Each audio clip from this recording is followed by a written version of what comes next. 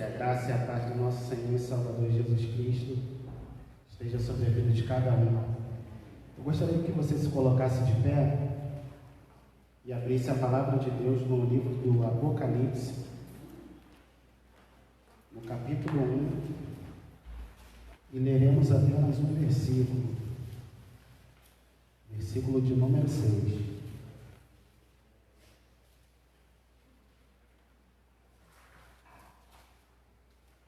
Apocalipse capítulo 1, verso 6 diz assim: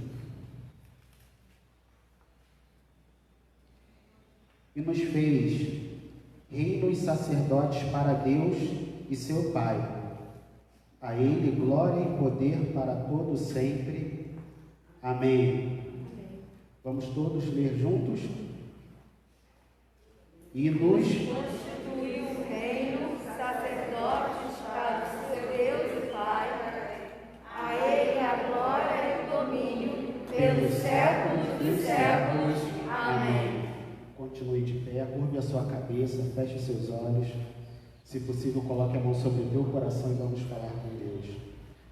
Pai nosso que estás no céu, graças te damos, Senhor, porque mais uma vez estamos aqui, ó Deus, na tua casa, como congregação, para ouvir a tua palavra, Deus, para ouvir o que o Senhor tem a nos dizer, ó Pai. E obrigado, ó Deus, porque verdadeiramente, ó Deus, o Senhor tem todo o domínio, ó Deus, todo o poder, ó Deus, nos céus e na terra, Pai. Obrigado, ó Pai, porque o Senhor nos escolheu e nos instituiu, ó Pai, constituiu um reino de sacerdotes para nós, ó Deus. Obrigado por tudo, Senhor. Em nome de Jesus, amém e graças a Deus. Pode se assentar. Hoje a gente vai estar falando sobre o chamado de reino sacerdotal. Eu tinha combinado mais cedo com a minha esposa que a gente ia usar a versão da igreja.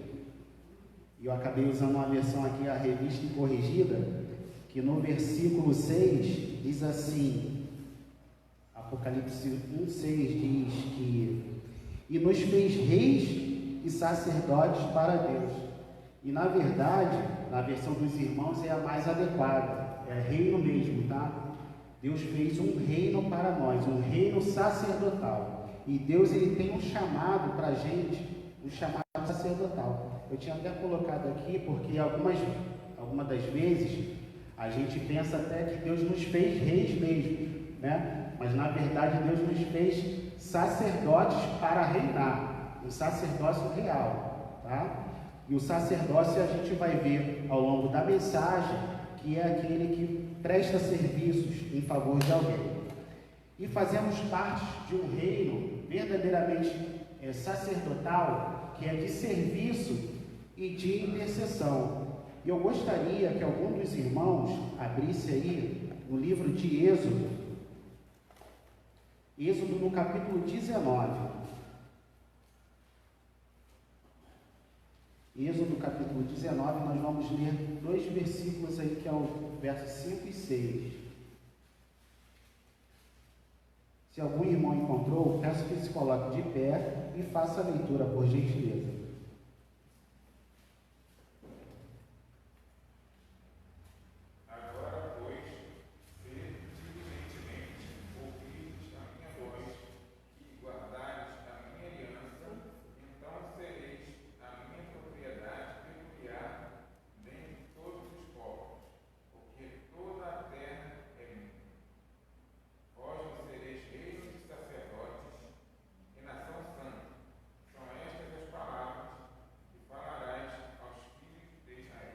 Isso, então o que Deus falou lá para o povo de Israel?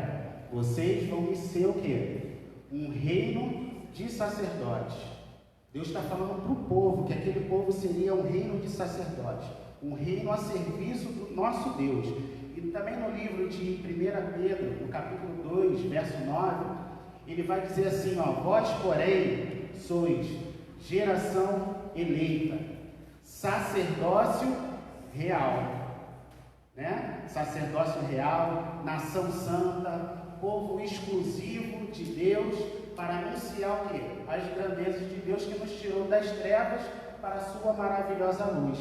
Então nós somos Deus nos chama para fazer parte de um reino, mas esse reino é sacerdotal. O nosso serviço é de sacerdote. E também em Apocalipse, no capítulo 5, hoje a gente vai folhear um pouquinho a palavra de Deus, né? Apocalipse capítulo 5, versos 6 ao 10, que vai contar ali a visão que o João teve em relação ao cordeiro. Ele vai dizer que ele viu um cordeiro, né? Ele vê um cordeiro que parecia estar morto, mas que estava de pé. E ali aquele cordeiro, ele vai se aproximar daquele que estava sentado sobre o trono, e aquele que estava sentado sobre o trono, o que ele vai fazer? Ele vai pegar com a sua mão direita e vai entregar um livro a esse cordeiro. E aqueles homens, os 4 seres viventes, e ali também os 24 anciãos, quando eles veem aquela ação ali do nosso Deus, aquele que está sentado sobre o trono, entregando aquele livro, aquele que parecia estar morto, mas estava de pé, aqueles homens ali, aqueles seres vão se prostrar, e ali a Bíblia diz que eles tinham harpas nas suas mãos, e ele também tinham taças cheias de incenso, que representa a oração dos santos. E aquele cordeiro ali, ele tinha 7 chifres, e ele também tinha 7 olhos, que são os 7 Espíritos de Deus enviados por toda a terra, e aqueles seres ali vão cantar um novo cântico. Eles vão dizer assim, ó: digno tu és de receber o domínio, a honra e a glória e todo o poder, porque você morreu, mas você comprou para Deus homens de todas as tribos, de todas as línguas, povos e nações, e fizeste o quê? Um reino de sacerdotes. A ação de Jesus Cristo ali na cruz do Calvário, ele comprou para Deus, através do seu sangue, pessoas de todos os lugares, de todas as nações, para fazer parte de um reino de sacerdotes. E eles iriam reinar sobre toda a terra. E também no Apocalipse, no capítulo 20, verso 6, eu gostaria que alguém também colocasse de pé, se colocasse de pé e fizesse essa leitura. Capítulo 20, verso 6, o que diz aí? Bem-aventurado e santo, aquele que tem parte na primeira ressurreição. Sobre estes não tem poder a segunda morte, mas serão sacerdotes de Deus e de Cristo e reinarão com ele 1000 anos. Amém. Existe uma promessa para a gente, né? Existe uma promessa que Deus nos fez, que a gente vai reinar. Mas a gente vai reinar não como tendo domínio sobre outras pessoas, porque Deus não nos chamou para isso. Mas nós iremos reinar em serviço e intercessão ao nosso Deus. E também diz, lá na história, né, a gente já conhece desde Gênesis, que quando Deus ele vai criar o homem, né, que Deus cria o homem e a mulher, e ali Deus vai vai os abençoar e vai conceder àqueles dois ali o quê? Domínio sobre toda a criação de Deus. Mas para quem já estudou um pouquinho sobre a mordomia cristã, a gente entende que esse domínio não é para fazer escravizar o outro, mas esse domínio é administrativo. Esse domínio é de administrar aquilo que Deus criou. Só que o que acontece? Quando Adão e Eva eles pecaram, o que aconteceu? O pecado ele entra no mundo. E pelo pecado entrar no mundo, o Senhor ele vai fazer o quê? Ele vai levantar sacerdotes. Desde aquele momento ali, o Senhor, sempre a orientação de Deus, e como nós aprendemos na oração do Pai Nosso, né? Seja feita a tua vontade, o quê? Assim na terra como é no céu. Então Deus sempre desejou que a humanidade ela crescesse, se multiplicasse, mas que a gente nunca perdesse a adoração a Ele, né? A gente nunca perdesse de dar ações de graças ao nosso Deus, e assim acontece nos céus, e a gente um pouco mais da frente vai ver. Só que ali quando a maldição ela entra na terra, Deus vai continuar restabelecendo o sacerdócio através da obediência a Ele. E essa obediência, Ele vai levantar a nação de Israel, Porque o intuito de Deus, como foi lido aqui em Êxodo 19, Êxodo capítulo 19, os versos 5 e 6, a vontade de Deus era fazer da nação de Israel o quê? Um povo de sacerdote, um reino sacerdotal, para que ela viesse o quê? A evangelizar, a levar a outras nações o quê? A presença de Deus. Assim como Deus escolheu, eram quantas tribos que existiam em Israel? 12 tribos. Mas das 12, Deus escolheu uma tribo. A gente sabe que a tribo de Levi o quê? Para que as outras tribos se achegassem a Deus através daquelas tribos. E assim Deus faz conosco. Deus quer nos usar para alcançar aquelas pessoas que ainda não o conhecem. E também no Antigo Testamento existem duas referências de sacerdote. A primeira é Melquisedeque, em Gênesis capítulo 14, verso 18, que era sacerdote de Deus, e também em Êxodo capítulo 3, verso 1, diz que o sogro de Moisés, o Jetro, também era um sacerdote de Deus na terra de Midian. Só que sacerdote não era uma função exclusiva do povo de Deus. A gente, quando vê a história de José no Egito, aí acontece aquelas maravilhas, ele vai ser governador do Egito, e ali o faraó vai dar Azenate para ele, e Azenate era filha o quê? De um sacerdote, de Potífera. Ele era um sacerdote do Antigo Egito. Então essa função de sacerdote não era única exclusivamente do povo de Deus. Por isso que o sentido, o significado de sacerdote é muito mais aquele que mata um cordeiro e apresenta para Deus. Não. Sacerdote é aquela pessoa, é um tipo de mediador que leva a presença do povo para Deus. Tá? E a gente vê aqui também que sacerdote, numa última mensagem que eu trouxe, eu estava até falando em relação ao quê? Ao profeta. Por que o profeta? Existe Deus nos céus, Deus está nos céus, e Deus quer falar conosco, que estamos aqui na terra. Então, muitas das vezes, Deus usa um profeta. O profeta é o quê? Aquele porta-voz, aquele que anuncia as palavras de Deus para o povo. E agora a gente vai ver uma coisa ao contrário. A gente vai falar em relação ao sacerdote, que é aquele que pega do povo, né, e ele serve como mediador e vai levar para o nosso Deus. E essa é a figura do sacerdote.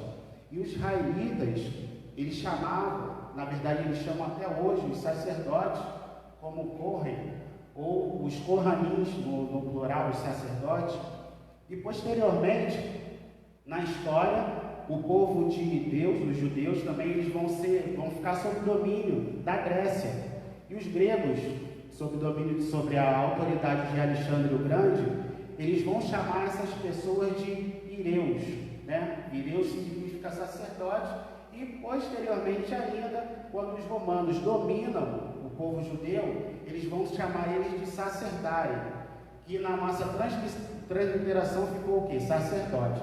E sacerdote nada mais é aquela pessoa que está envolvida com o sagrado, né? De sacer, sagrado, e da área de dar, oferecer. É aquela pessoa que oferece coisas sagradas para Deus.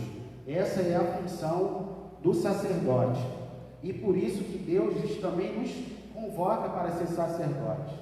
Deus quer que a gente venha pegar coisas, né, sagradas.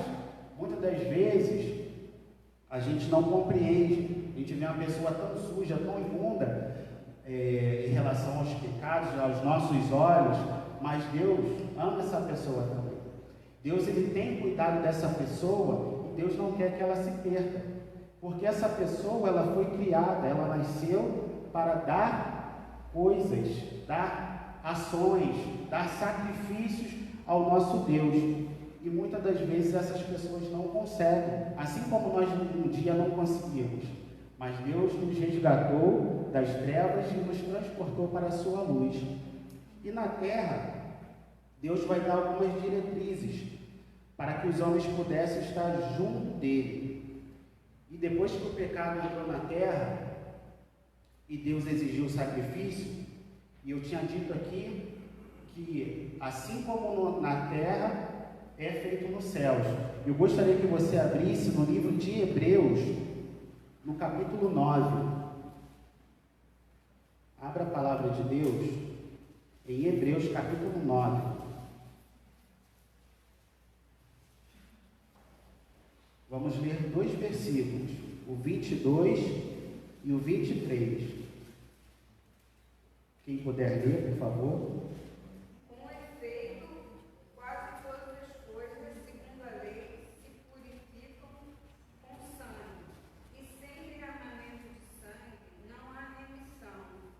Era necessário, portanto, que as figuras das coisas que se acham nos céus se purificassem com tais sacrifícios, mas as próprias coisas celestiais com um sacrifício a eles superiores. Amém. Então, o que acontece? Aqui nos céus, nessa leitura, a gente vê que quase todas as coisas, o quê? Elas são purificadas com o sangue. Para a gente, né, nós que somos seres humanos, a gente precisando do perdão, precisou um animal ser sacrificado e ali para fazer a expiação do povo. Mas e no céu? No céu existe pecado? Sim ou não? Não existe pecado, né? Mas o céu, ele precisava ser purificado. A verdade é que no céu, mesmo não existindo pecado, porque ali é um lugar santo, onde Deus habita, a gente vai ver que, pela representação do monte de Deus, de alguém que estava ali, contaminou aquele local. E a gente pode ver isso em Ezequiel capítulo 28, e eu vou fazer essa leitura do verso 11 ao 19. Ezequiel 28, do verso 11 ao 19, diz assim, outra lamentação contra o rei de Tiro. Veio a mim a palavra do Senhor dizendo: Filho do homem, levanta uma lamentação contra o rei de Tiro e dize-lhe: assim diz o Senhor Deus, tu és o sinete da perfeição, cheio de sabedoria e formosura. Estavas no Éden, jardim de Deus. De todas as pedras preciosas te cobrias: o sardio, o topázio, o diamante, o berilo, o ônix, o jaspe, a safira, o carbúnculo e a esmeralda. De ouro te fizeram os engastes e os ornamentos. No dia em que foste criado foram eles preparados. Tu eras querubim da guarda ungido, e te estabeleci. Permanecia onde? Permanecia no monte santo de Deus, no brilho das pedras andavas. Perfeito eras nos teus caminhos, desde o dia em que foste criado até o quê? Até que se achou iniquidade em ti. Na multiplicação do teu comércio se encheu o teu interior de violência e pecaste. Pelo que te lançarei profanado fora do monte de Deus e te farei perecer, ó querubim da guarda, em meio ao brilho das pedras. Elevou-se o seu coração por causa da tua formosura, corrompeste a tua sabedoria por causa do teu resplendor. Lancei-te por terra diante dos reis, te pus para que te contemplem. Pela multidão das tuas iniquidades, pela injustiça do teu comércio, profanaste os teus santuários. Eu, pois, fiz sair do meio de ti um fogo que te consumiu, e te reduzi a cinzas sobre a terra, aos olhos de todos os que te contemplam. Todos os que te conhecem entre os povos estão espantados de ti. Vens a ser objeto de espanto e jamais subsistirás. Essa aqui é uma mistura, né? Uma referência que Deus está falando para o rei de Tiro. O profeta vai advertir o rei de Tiro, mas ele faz uma analogia a quem? Aquele que era o querubim ungido, né? Que hoje passou a ser o Satanás, o adversário de Deus, o inimigo dos nossos irmãos. Então, Deus vai falar aqui, no teu comércio, ele era perfeito, ele era um anjo da guarda, um querubim ungido, e Deus estabeleceu ele ali. No céu precisava guardar alguma coisa, gente? Se Deus estava ali naquele local, não precisava guardar, né? Mas se Deus estabeleceu ele para guardar, é porque realmente precisava. Por quê? Porque Deus sempre nos deu liberdade para agir.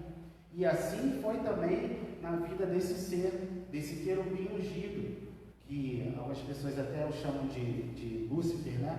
É o portador da luz. Mas na verdade, ali a Bíblia diz que ele vai o quê? Multiplicar o comércio. Ele vai o quê? Ele vai pegar os outros anjos e ele vai ali transformar, ele vai misturar a verdade de Deus, a bondade de Deus com mentiras. E ali ele vai o quê? Vai pegar 1/3 dos anjos, a referência também que é feita na Bíblia Sagrada, 1/3 daqueles anjos vão se corromper. Então o que Deus vai fazer? Vai expulsá-los daquele local. E ali precisava de uma purificação. Por isso que a Bíblia, quando lemos lá em Hebreus 9, 22 e 23, ali o céu também precisava de uma purificação. Ali também precisava daquele sacerdócio, daquele sacrifício. Mas não são os sacrifícios como a gente pratica, porque lá nos céus não entram carne nem sangue. Mas eles precisavam também, e precisam, porque eles não se corromperam. Nem todos se corromperam. 1/3 ali debandou para o lado do inimigo. Mas os outros 2/3, eles permaneceram. E ali eles permanecendo, a gente vê aquela coisa linda ali que lemos também em Apocalipse, que eles estão na presença de Deus. Tem ali aqueles 4 seres viventes, tem os 24 anciãos, tem os serafins, né? Os serafins é uma coisa também que eu gosto muito, porque a tradução de serafins são seres ardentes. Por quê? Porque eles estão diante de Deus e ali eles refletem a glória do nosso Deus. Então, assim, é maravilhoso ver que muitos deles continuam com a função de adorar a Deus, com a função ali de dar graças a Deus. A gente às vezes lê lá no Apocalipse, os anjos estão falando santo, santo, santo, é o Senhor dos exércitos, a Ele toda a honra, toda a glória, e a gente pensa, poxa, mas ficar fazendo isso o tempo todo não cansa? Não, para eles não cansa. Para eles não cansam e nem para a gente, porque o sacerdote ele tem prazer de dar graças a Deus.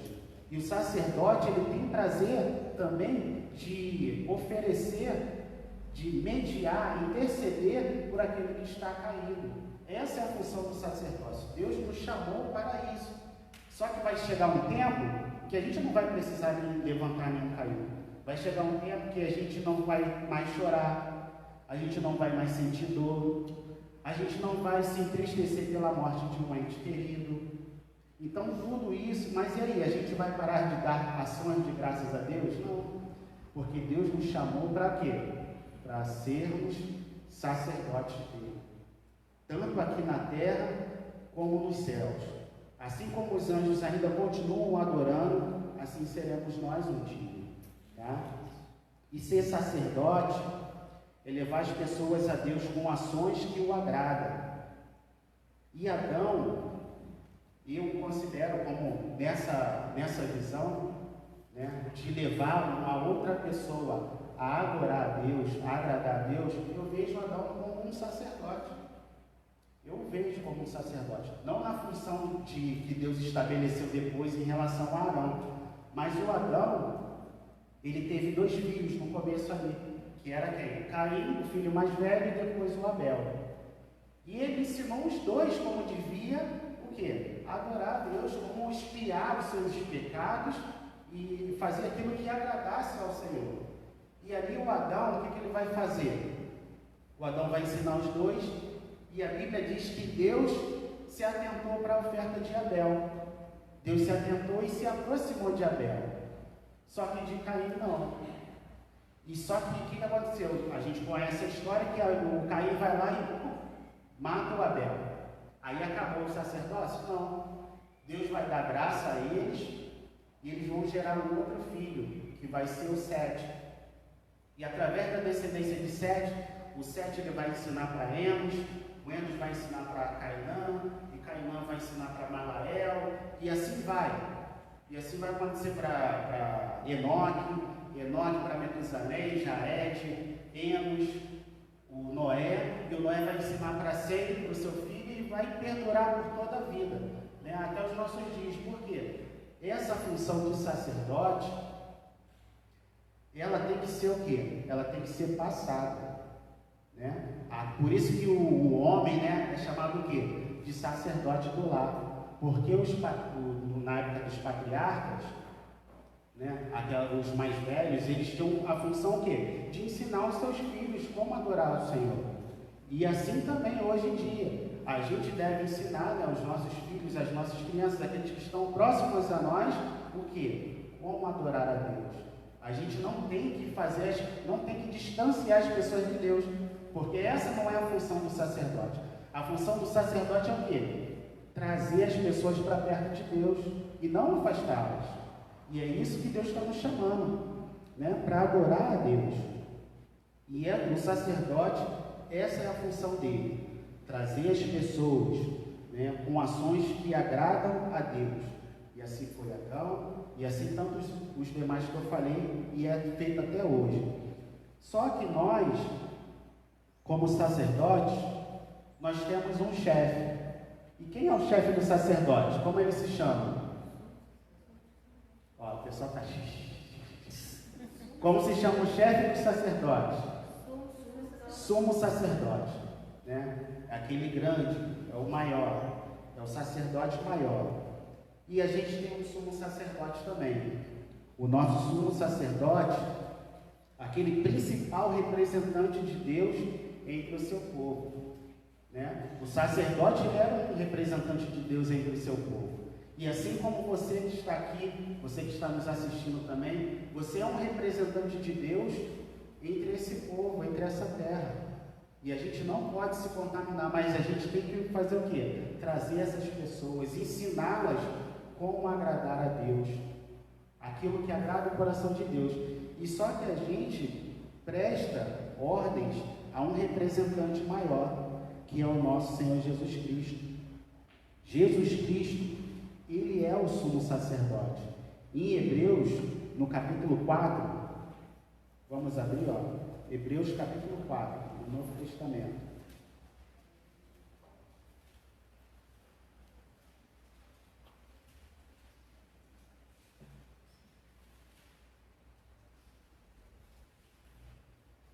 Vamos ler aqui 3 versículos, do 14 ao 16.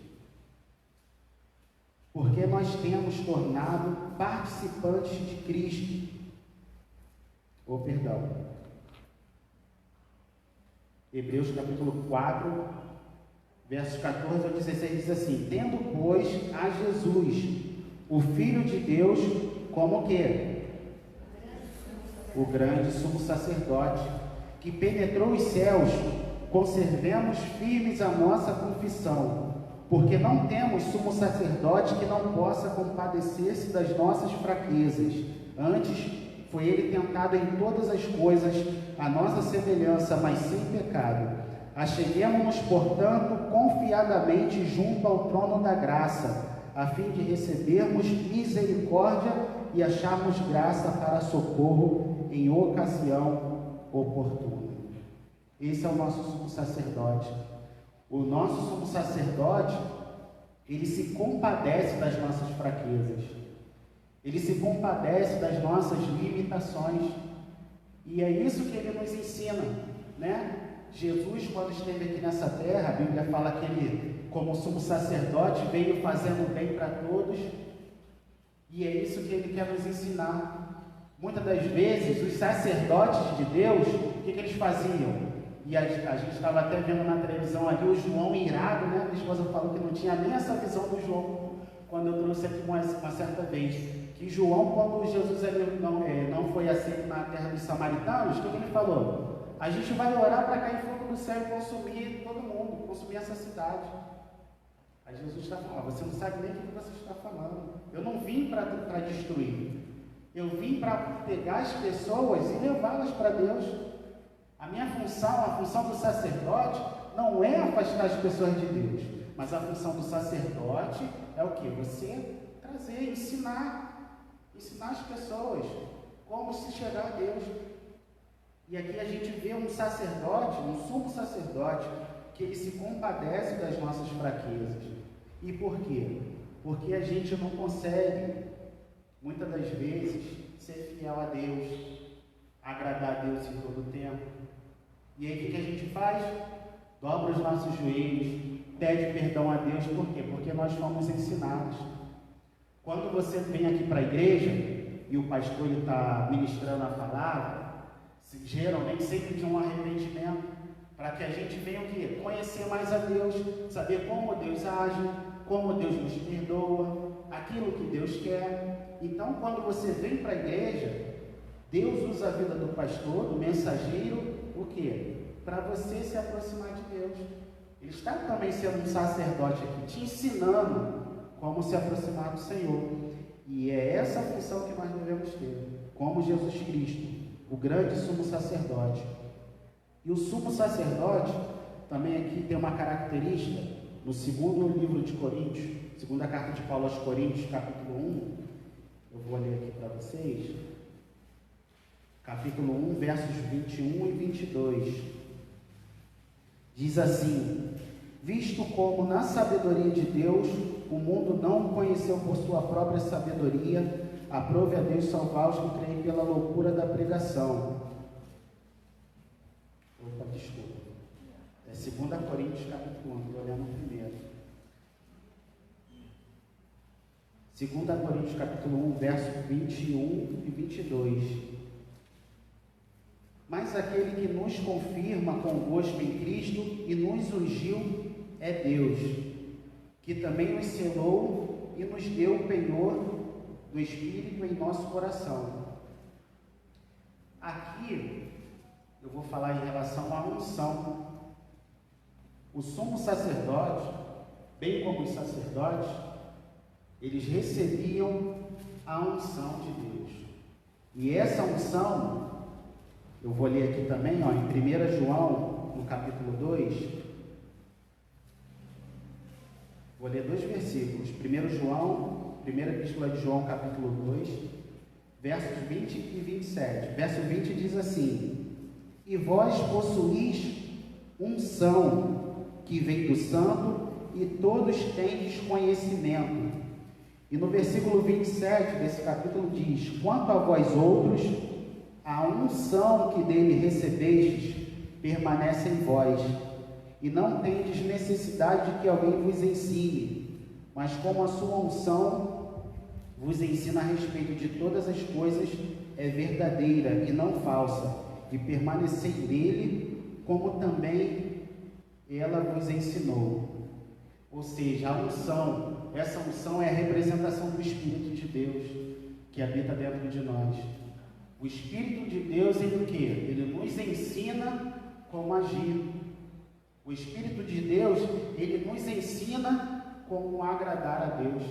Por isso que aqui vai dizer que aquele que tem a unção não precisa ser ensinado por ninguém, né? Porque o próprio Espírito, ele ensina. E o Espírito Santo vai ensinar o quê? Como você se aproximar de Deus. E quando a gente está indo para o caminho errado, o que a gente sente? Poxa, Deus não está se agradando de mim. Eu estou fazendo alguma coisa de errado. Por quê? Porque é o Espírito Santo. Ele está te ensinando como andar e como agradar a Deus. E a gente vê que em relação à unção, o sumo sacerdote ele se destacava pelas vestes dele, né? Ele tinha uma paramentação diferente dos sacerdotes, e o sumo sacerdote ele recebia também uma unção diferente.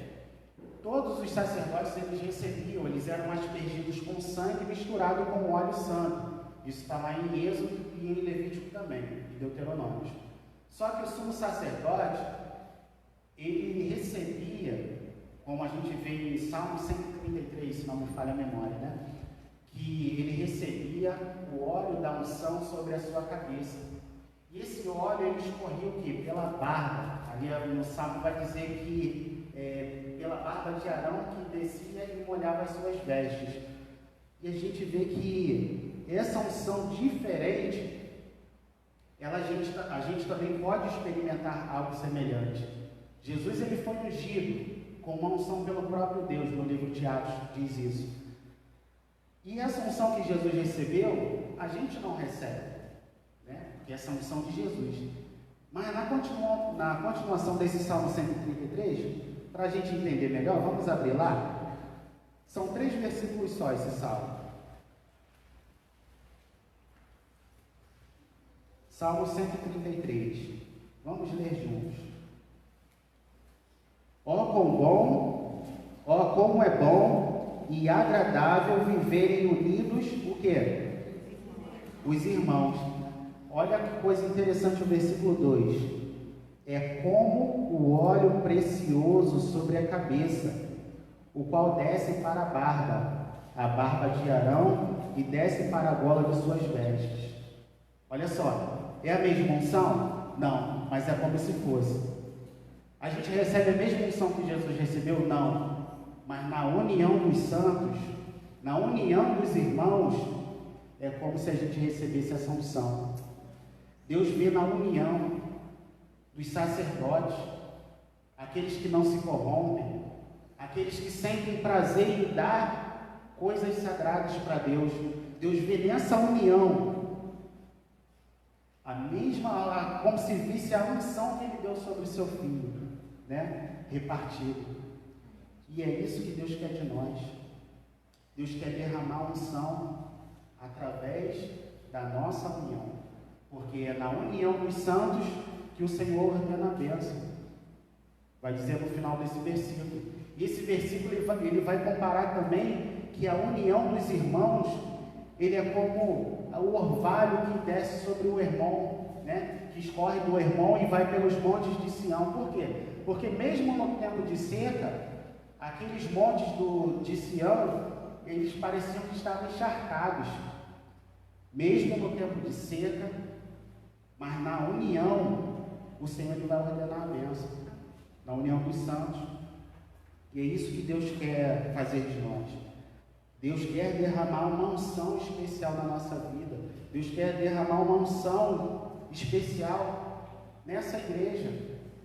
Mas Ele vai derramar como?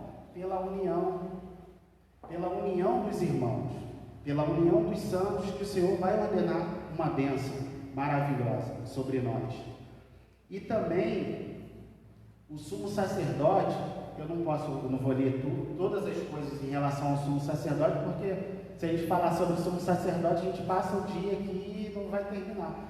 Mas o sumo sacerdote também, ele tinha a custódia, né, sobre um homicida. E esse homicida, às vezes, era chamado de homicida ou assassino. Por quê? Porque muitas das vezes, na época de Israel, por exemplo, eu estou aqui trabalhando com um machado, né? Eu vou lá vou capinar, eu vou cortar uma árvore. Aí eu estou lá cortando a árvore, aí de repente aquela parte de ferro do machado sai e acerta alguém e aquela pessoa vem a morrer. Eu matei aquela pessoa querendo? Foi sem querer, né? Eu matei sem querer. Só que o que acontecia? O familiar mais próximo daquela pessoa, ela tinha o direito de tirar a minha vida, porque eu matei um parente dela, ou o marido, a esposa, o filho, um parente próximo. Ela tinha o direito de vingar aquele sangue. E aí o que eu ia fazer? Deus estabeleceu, Deus vai orientar a Moisés a construir 6 cidades de refúgio, estabelecer 6 cidades de refúgio. E aquelas cidades, ela serviria para esse tipo de pessoa que de repente cometeu algum homicídio, né, mas sem querer.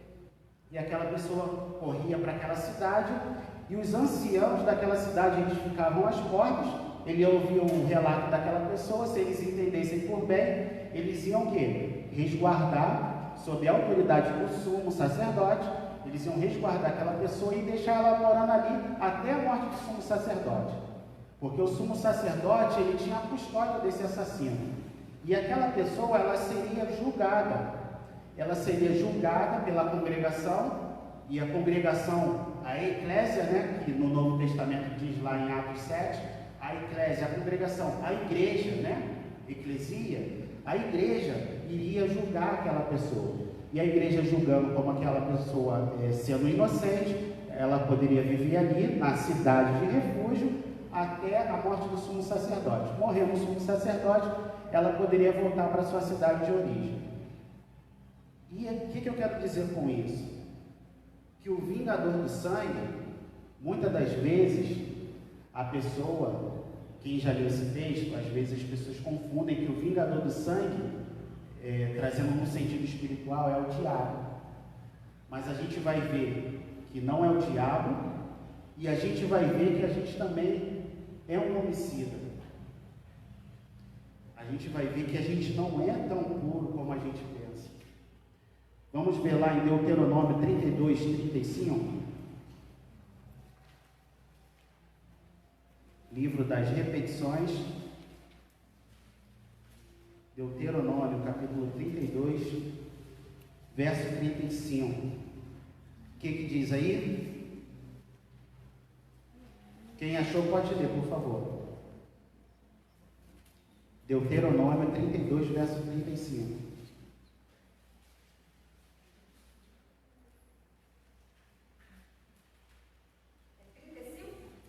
Capítulo 32, verso 35. A mim me pertence a vingança, a retribuição a seu tempo, como resvalar o seu pé, porque o dia da sua calamidade está próximo, e o seu destino se apressa em chegar. Aqui Deus está dizendo que a Ele pertence a vingança. A vingança não pertence ao inimigo das nossas almas, não. A gente lê lá no livro de Gênesis também, no capítulo 4, se não falha a memória, 3 ou 4, que quando Caim mata Abel, Deus vai ouvir o quê? O sangue do seu irmão. Ó, eu estou escutando o sangue do seu irmão. O que você não fez, o que você fez não estava certo, e eu vou colocar uma marca em você. Mas quem ali ia ser o vingador daquele sangue ali, do Abel? Ia ser o Adão? Não foi Adão, não. E assim também não é na nossa vida. O vingador que ele cobra as injustiças feitas contra nós, não é o inimigo das nossas almas, não. É o próprio Deus. O próprio Deus, ele se responsabiliza, ele tem o cuidado da nossa vida.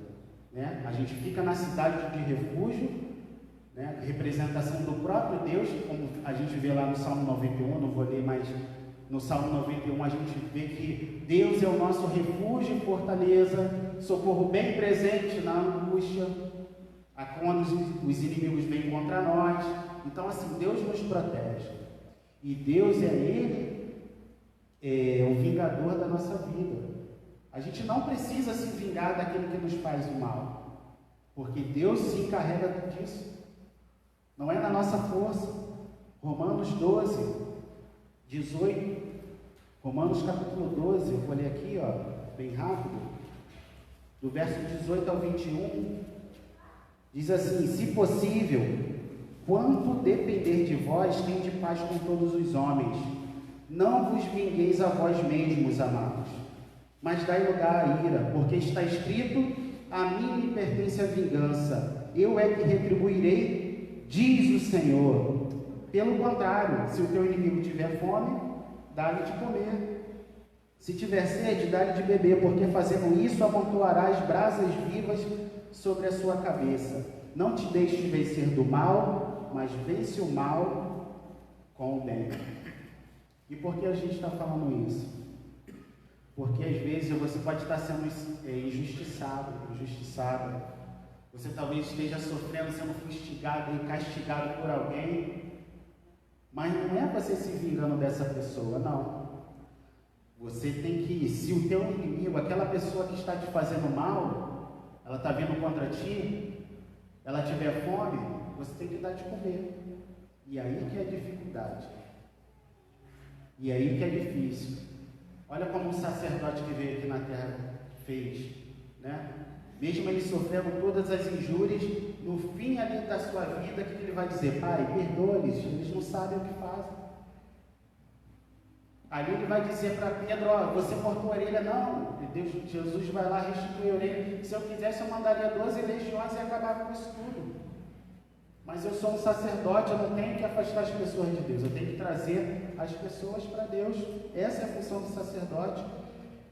E para ver aqui também, 1 João capítulo 3, vou ler aqui rapidamente, 1 João capítulo 3, verso 15, diz assim, todo aquele que odeia seu irmão é o quê?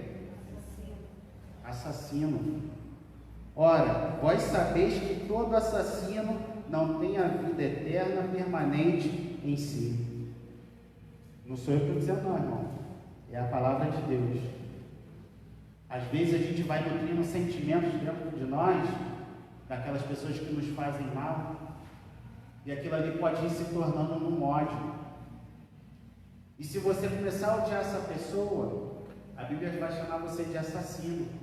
E o assassino, ele vai estar fora do reino de Deus. O assassino não faz parte do reino sacerdotal, porque Deus não quer assassinar ninguém. A gente começa a se desvincular do reino sacerdotal. Aquilo para que Deus nos chamou, a gente começa o quê? Se afastar. E é dessa forma que Deus fala conosco. Olha, se você odiar alguém, você é um assassino também. E quantos de nós já não odiamos alguém? Quem é que nunca odiou ninguém?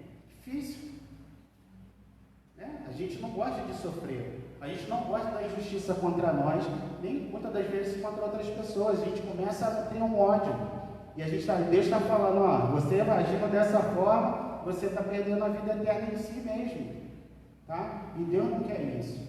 Deus tem um outro chamado para a gente. É para participar de um reino de serviço e intercessão. Tá? E para terminar, vamos fazer uma última leitura em Mateus capítulo 5.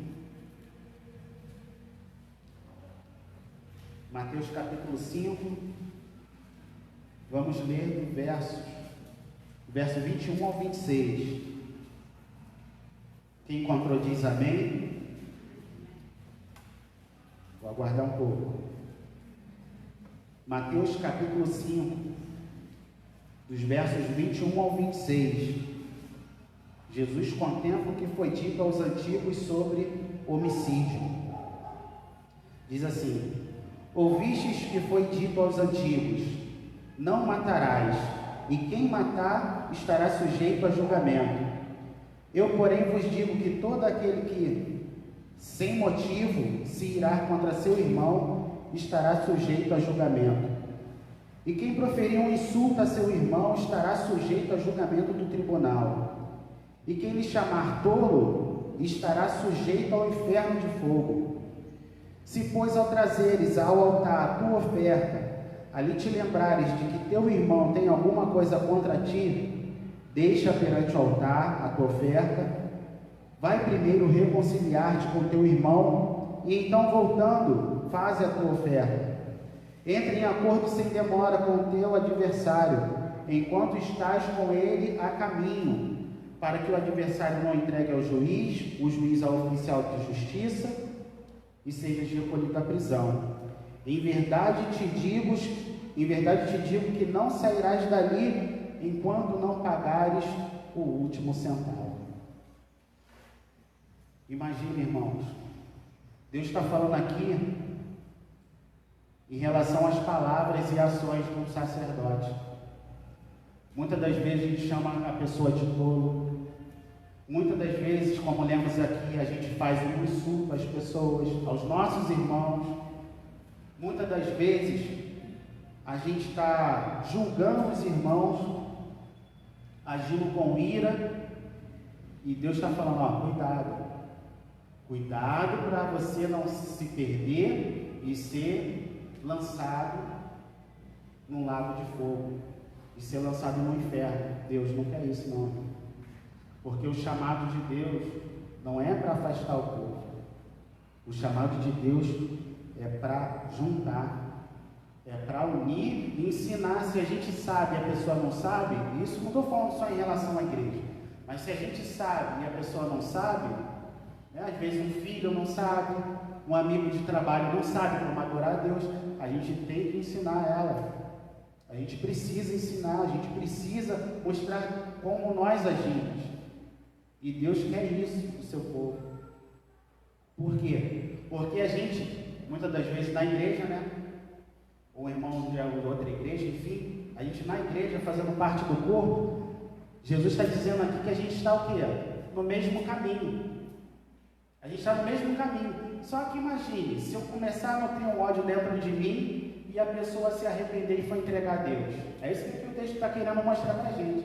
Aquela pessoa vai lá, levar para o juiz vai mandar o guarda lançar aquela pessoa na prisão. Por quê? Quem vai vingar, quem vai tomar a custódia daquela pessoa é Deus, irmão. É Deus. E Deus não quer nos julgar. Deus quer nos unir. Deus quer formar o seu rebanho porque Ele nos chamou para um reino sacerdotal. E é interessante que nesse capítulo 5 diz que se eu tiver alguma coisa contra o meu irmão, eu vou lá e vou buscar ele. É isso que o texto diz? Não. O texto diz, que nós lemos aqui, é que se eu souber que o meu irmão tem alguma coisa contra mim, eu tenho que deixar a oferta aqui e tenho que me reconciliar com ele. Aí é pior ainda, né? Quando a gente vê que a graça funciona dessa forma, a gente vê que as coisas são mais difíceis. Às vezes a gente pensa, pô, estamos no tempo da graça, tá tudo bem, Deus vai te fulminar o infeliz, Deus vai... Não, a gente está aprendendo errado. Deus vai me exaltar e vai te... Não é isso não. Deus não quer isso não. Deus quer que você haja como um sacerdote, no seu lar, né, na sua casa, no seu trabalho, quer que nós hajamos, né? Porque eu também estou incluso nisso, todos nós, porque nós somos povo de Deus. Somos geração eleita, sacerdócio real, nação santa, povo exclusivo de Deus. E é isso que Deus quer para nós. E que a gente venha tomar essas ações que Deus deseja de nós. Venhamos ser sacerdotes verdadeiramente, ser servos, entregar ações, dar, oferecer a Deus coisas que o agradam. E aqueles que estiverem perto de nós venhamos ensinar e não condenar, para que o vingador do sangue não tome a custódia dessa pessoa e venha contra nós. Imagina, irmão, Deus sendo o nosso adversário. Se eu for adversário do pastor, é uma coisa, né? Fácil. Por quê? Porque eu posso pedir a Lídia. Né? Tá brincando, né? Mas a gente sendo adversário de alguém, a gente pode procurar outro. Não é assim que funciona no nosso país? A gente tenta alguma coisa e não dá na primeira instância, vai para a segunda, tem vários recursos. Mas e contra Deus, irmãos? A gente não tem recurso, não. Tem uma passagem em relação ao próprio Balaão, que ele vai receber aquele convite ali, né? E Deus já tinha falado, ó, você não vai. E ele ali começou a teimar com Deus. Deus, eu posso ir? Pode. Você está insistindo tanto, eu já falei que não é para ir, mas você está insistindo, vai. E ali quando ele vai, o que acontece? A Bíblia diz que um anjo vai se pôr no caminho. Irmãos, quando o anjo se põe no caminho, quem salva a vida de Balaão é uma jumenta. A jumenta está vendo o anjo e Balaão não está. E vai para um lado, vai para o outro. A jumenta, ali por misericórdia, conseguiu ver aquele anjo e livrou aquele homem da morte. E muitas das vezes, irmãos, a gente está tão preocupado, tão obstinado pelas riquezas, pela família, pelos meus afazeres, por mim mesmo, que a gente começa a esquecer as coisas de Deus. E aí vai misturando ira, vai misturando, a gente começa a deixar de pedir perdão, a gente começa a deixar de orar, de se arrepender, e isso tudo vai nos afastando de Deus. E Deus não quer isso, tá? Deus nos chamou para fazermos parte de um reino sacerdotal. Repita comigo, Deus me chamou. Diga com fé, Deus me chamou. Para fazer parte de um reino de sacerdotes. Amém? Deus te chamou Deus te chamou para fazer parte de um reino de serviço e intercessão. Amém? Graças a Deus.